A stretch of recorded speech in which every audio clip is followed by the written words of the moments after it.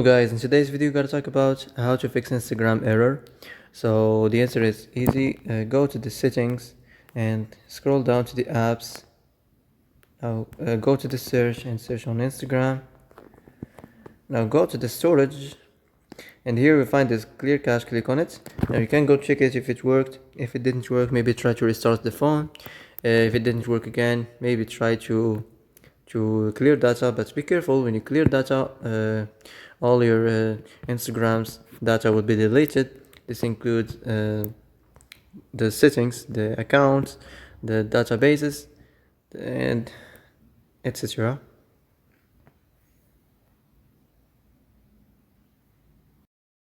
So that's it for today's video. I hope this is the answer you've been looking for.